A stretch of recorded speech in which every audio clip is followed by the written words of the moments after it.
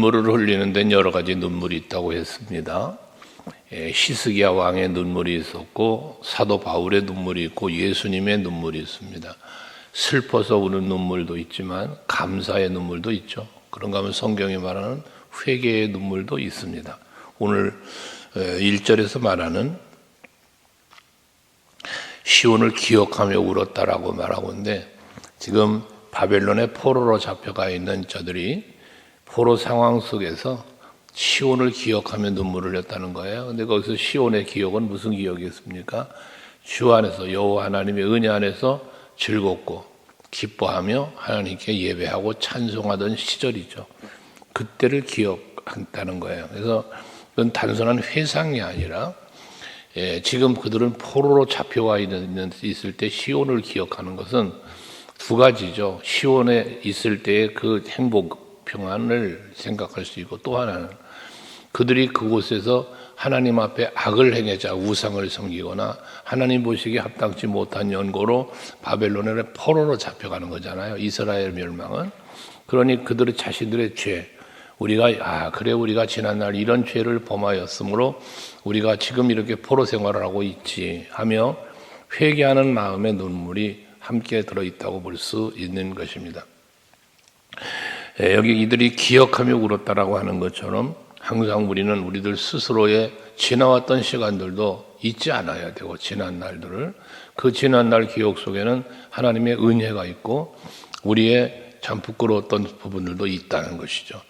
이런 지난 수요 예배 때 말씀 나눴나요?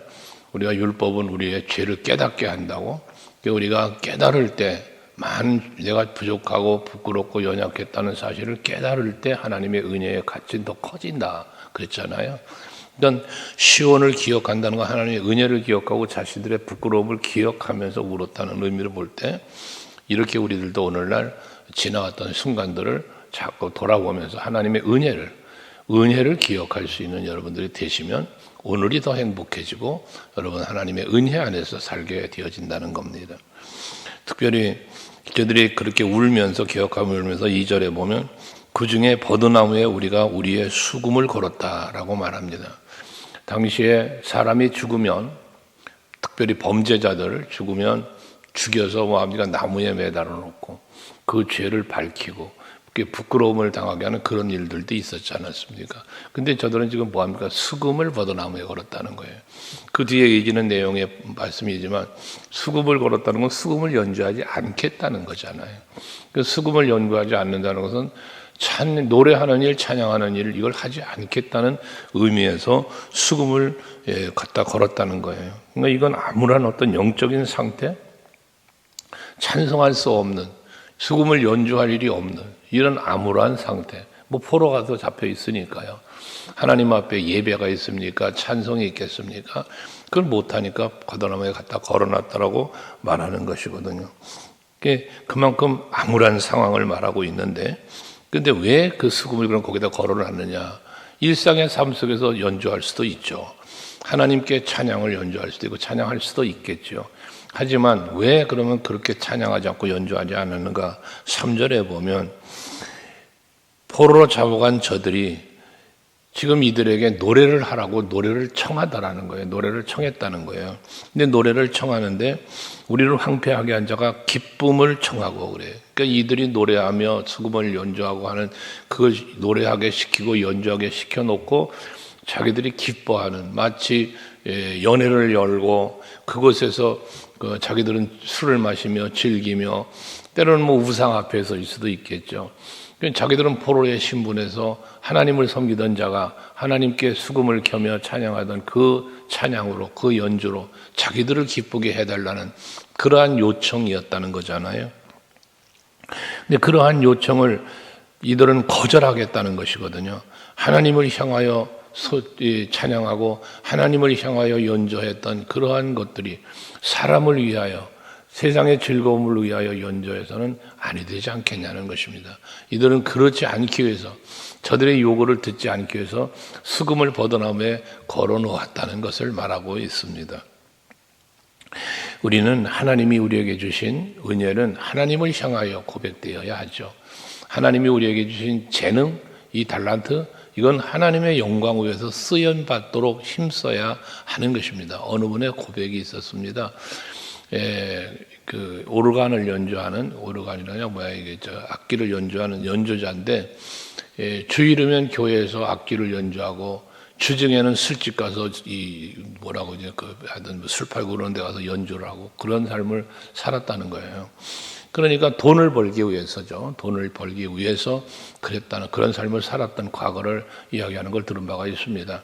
근데 그러다가 이제 자신이 깨닫고 회개하는 게 되었고, 그래서 이제 그런 술집 연주 이런 것들 다 그만두고 자신에게 준 하나님의 재능을 내가 하나님께 드려야지 하면서 그 삶을 그만두고 온전히 신앙 안에서 살게 됐던 간증입니다. 이것처럼 오늘 여기 시편 기자도 그런 말을 하는 거잖아요.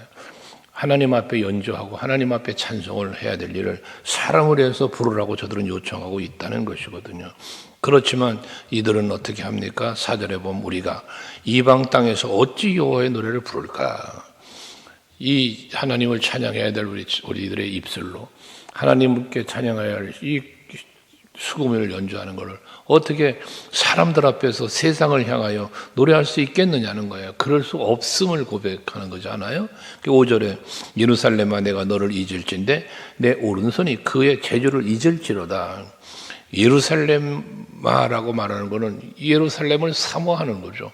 예루살렘으로 자신들이 다시 돌아가서 예루살렘에서 하나님을 찬송할 날을 기다리는 이러한 소망이 있는 고백을 이들이 하고 있다는 겁니다. 지금은 포로 중에 있지만 저들의 권세에 의해서 노래하라는 조롱을 받고 연주하라는 그러한 요청을 받을지라도 그리하지 않으며 견디고 있지만, 그러나 마음엔 뭐가 있다? 예루살렘을 향하여 있다는 겁니다. 예루살렘을 향하여 지금 마음을, 그러니까 지금 수금을 연주하는 연주하는 것이 예루살렘을 잊어버리면 이것도 잊어버리겠다는 거예요. 이 제주도 잊어버리겠다는 얘기 아니겠습니까? 앞에 말한 대로 예루살렘에서 하나님을 찬송하는 일이 아니면 연주하지 않을 것이니 이 제주가, 이 연주하는 그런 솜씨가 이제 사라져갈 것이라는 얘기 아니겠습니까? 그러니까 속히 예루살렘으로 돌아가서 하나님 앞에 찬양하고 싶은 간절한 마음을 이렇게 고백하고 있다는 거예요. 뿐만 아니라 6절에도 보면 내가 예루살렘을 기억하지 아니하거나 내가 가장 즐거워하는 것보다 더 즐거워하지 아니할진대 내 혀가 입천장에 붙을 것이다 라고 말합니다. 거기 보면 예루살렘을 기억하는 것을 뿐만 아니라 내가 가장 즐거워하는 것보다 라고 말을 하고 있어요. 가장 즐거워하는 것보다 즐거워하는 것이 있을 수 없다는 얘기거든요. 여기서 말하는 가장 즐거워하는 것은 하나님 앞에 예배하는 것이에요. 하나님을 찬송하는 겁니다. 이게 가장 즐거운 겁니다. 우리는 기도함에 대해서 찬송하기를 내 기도하는 그 시간, 그때가 가장 즐겁다 그러잖아요. 또 주일을 지키는 찬송에 대해서 즐겁게 안식할 날 찬송도 하잖아요. 근데 우리가 하나님 앞에 나옴이 즐겁고 예배함이 즐겁고 찬송함이 즐겁고 기도함이 즐겁고 모든 것이 하나님 앞에서 즐겁다는 거예요. 여러분들의 신앙생활이 그와 같아야 합니다. 그래서 예수님 덕분에 행복해지시라는 겁니다. 우리 하나님과 더불어 화평함을 누려야 한다는 겁니다. 세상이 주는 평안이 있어요. 세상이 주는 기쁨도 있습니다. 그것을 여러분 누리지 말라는 게 아닙니다. 세상이 주는 기쁨, 세상이 주는 평안, 여러분 세상이 주는 자유 누리셔야죠. 그러나 그 누림이 어떤 하나의 그 바운드를 본다고 그러면 세상의 누림이 요만큼이라면 하나님의 은혜가 그걸 감싸는, 다시 말해서 세상의 즐거움과 기쁨과 자유와 평안을 누리지만 그 모든 누림이 하나님의 은혜라는 사실을 잊지 말고 그 은혜에 감사하면서 세상도 누리면 좋잖아요. 근데 하나님의 은혜를 완전히 잊어버리고 하나님께서 우리에게 주신, 나에게 주신 그 복 주심을 잊어버리고 그저 그냥 세상을 즐기고 여러분 누린다면 그건 죄가 되는 거예요. 하나님을 잊어버린 거예요. 예수를 잊어버린 거예요. 그래서 예수 없이 사는 삶이 이루어지면 안 된다고 말입니다. 여러분들이 가는 곳마다 머무는 곳마다 하는 일마다 새벽마다 제가 기도하는잖아요. 그러니까 우리가 어느 곳에 가든지 무엇을 하든지 모두 다 하나님의 은혜 안에서 주와 동행하는 삶을 살아갈 수 있는 우리들이 되어져야 한다는 겁니다. 노아 같은 경우는 홍수로 심판을 당할 때에 하나님께 은혜를 입었다잖아요. 그 은혜를 입은 이유에 대해서 창세기 6장 9절에 보면 노아는 하나님 앞에서 완전한 자라는 표현을 해요. 완전한 자다. 여호와를 경외하며 악에서 떠난 사람이다. 이 욥에 대해서도 그러고. 그러니까 하나님 앞에 칭찬받고 인정받았으며 그 은혜를 누렸던 사람들의 고백은 항상 하나님이 보시기에 합당함을 얘기하고 있어요. 하나님이 보시기에 합당함. 그러니까 우리들도 마찬가지입니다. 오늘날 우리가 하루하루를 살면서도 하나님이 보시기에 합당히 여김을 받을 만한, 그리고 하나님이 기뻐하실 만한 삶을 살아갈 때 그 삶 자체가 나에게도 기쁨이 되는 거예요. 그래서 여러분들이 생각해 보세요. 성전에 와서 예배를 드려도 예수가 없는 예배를 드리면 기쁨이 없어요.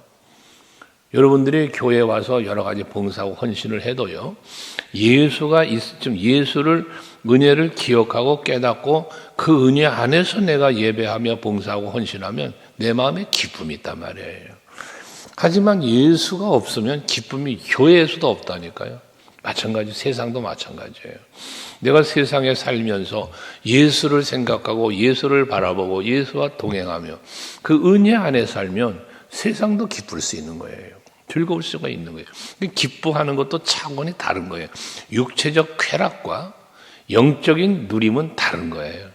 그래서 요한 3서에서 말하잖아요. 사랑하는 자여, 네 영혼이 잘된 같이 범사가 잘되기를 간구하노라. 내 영혼이 잘됨이 무엇입니까? 내 영혼이 잘됨이 하나님의 은혜 아닙니까? 하나님의 은혜 없이 내 영혼이 잘 될 수가 없어요. 나의 영혼이 잘되면 영혼의 구원이에요. 내 영이 하나님을 노래하며 여기 보면 찬송이 얘기하는 것처럼 그게 내 영혼이 잘됨이에요. 그러니까 여러분의 영이 잘 되는 건 예수 안에 있는 거예요. 예수 안에서 구원받았고 예수 안에서 누림이 있는 거니까요. 그러면 범사가 잘 된다는 거예요. 그래서 여러분은 오직 예수 안에서 누리는 많은 누림이 있는 삶을 살길 원하고, 여러분들이 즐거워하는 것은 오직 예수 안에서 아버지 앞에 예배하고 아버지 앞에 찬송하는 것이 가장 즐거운 일일 수 있기를 축복합니다. 그게 진정한 누림이거든요. 그러면서 근데 그런 거 아니면 내 입천장에 혀가 붙어버린다? 여러분 혀가 입천장에 붙으면 뭐 하는 거예요? 말도 못 하는 거예요. 노래 못 하는 거예요. 그러니까 결국 아까 수금 얘기했지만 수금을 악기를 연주하는 것도 또 내가 입술로 말하고 찬송하는 것도 하나님께로만 드리겠다는 거잖아요. 하나님을 찬송하고 연주하는 것이 아니라 안 하겠다는 고백을 이렇게 강력하게 한 거다 그 말입니다. 사도 바울이 복음을 전하지 않으면 내게 화가 있을 것이다 라고 하는 그 고백은 아무리 매를 때려도 아무리 감옥에 가둬도 죽인다고 해도 예수를 말하지 않을 수가 없는 바울의 그 열정, 이런 것들이 바로 은혜로부터 출발이라는 거예요. 은혜로부터. 여러분들도 그 은혜 안에서 살자는 것입니다. 그러면서 7절에 보면 여호와여 예루살렘이 멸망하던 날을 기억하시고 라고 하고 있습니다. 예루살렘이 멸망하던 날을 기억한다. 그날은 뭡니까? 예루살렘이 멸망한 날이 왜 멸망당해요? 백성들이 하나님을 거역했어요. 하나님을 떠났어요. 그러니까 멸망당한 거라고 그랬잖아요. 근데 하나님한테 여호와께서 그날을 기억해 달라는 거야. 근데 여기서 시편 기자의 여호와께서 기억해 달라는 기억은 자기들의 죄와 자기들의 부끄러움, 그래서 멸망당하게 되어진 그거는 앞에서 이미 고백을 한 거고, 기억하면서 회상하면서 눈물을 흘렸다고. 그러면서 여기 지금 7절에 말하는 건 뭐냐면 자기들을 멸망시켰던 족속들, 에돔 족속과 바벨론에 대한 말이에요. 저들이 지금 이들을 조롱하는 거예요. 거기 보면 에돔 족속들이 말하기를 헐어버리라 그 기초까지 헐어버리라 하였나이다.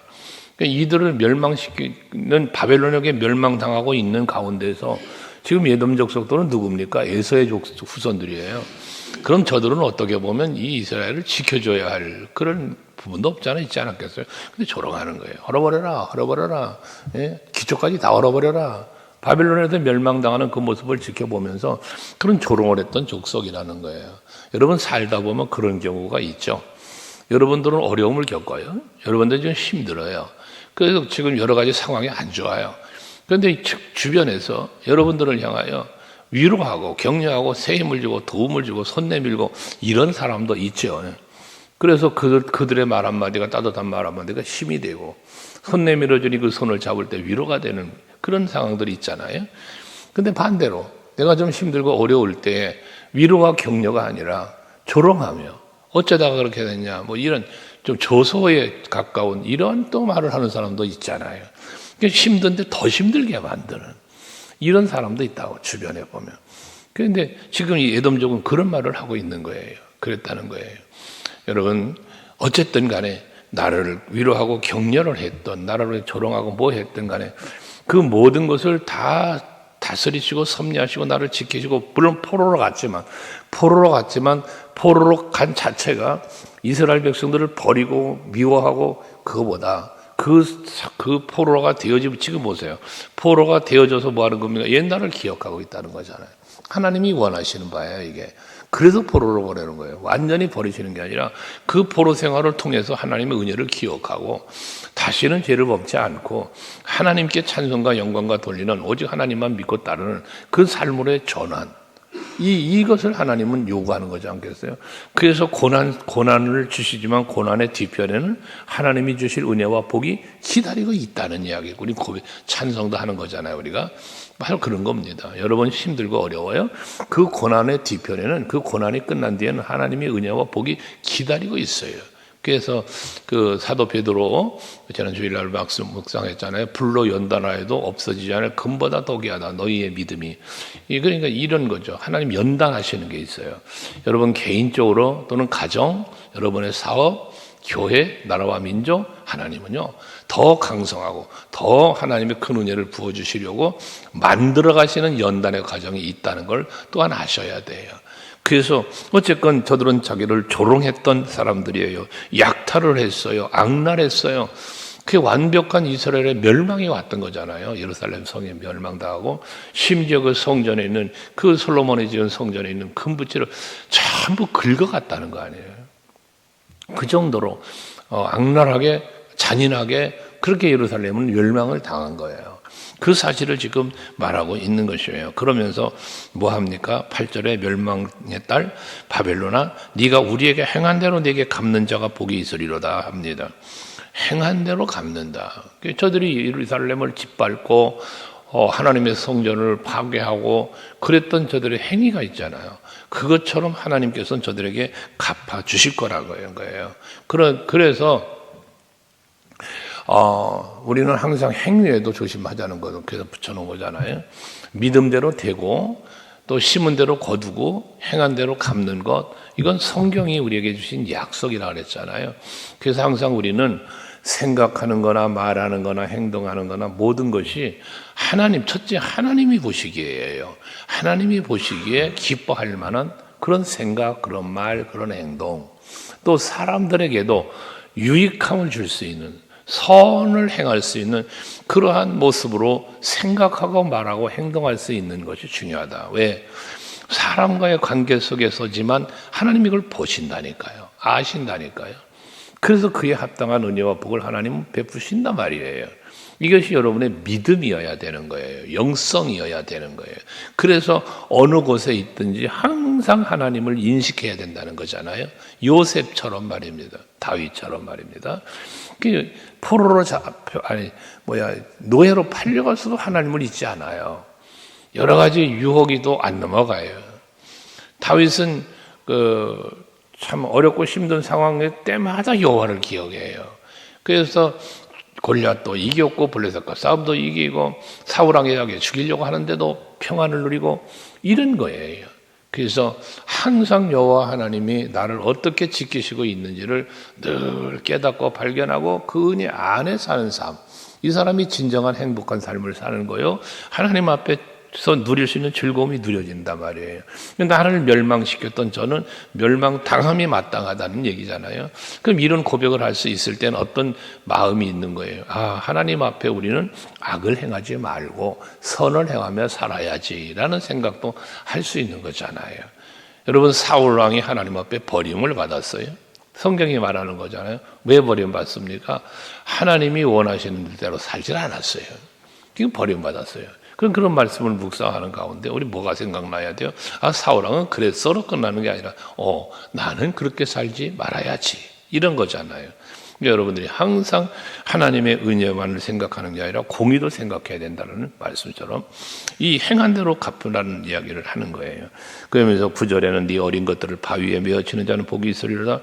바벨론의 멸망을 지금 이야기하는 건데 자기들을 괴롭혔고 조롱했고 완악했고 그 악랄했던 그런 부분들에 대한 하나님의 심판이 있을 것을 말씀하는 것이죠. 여러분 그렇습니다.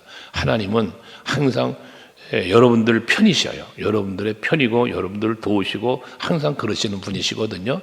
하지만 그런 하나님이시라 할지라도 내가 하나님 앞에 악을 행하고 내가 하나님 앞에 부끄러움을 짓을 하면 언제나 하나님 나를 책망하고 진노하실 수 있다. 그런 진노의 채찍에 맞고 후회하며 눈물을 흘리는 삶이 아니라 언제나 하나님의 은혜 안에서 찬송하며 감사하며 살아갈 수 있는 내가 돼야지 하는 다짐과 그런 애씀이 있는 오늘의 하루를 살 수 있기를 여러분들에게 축복합니다.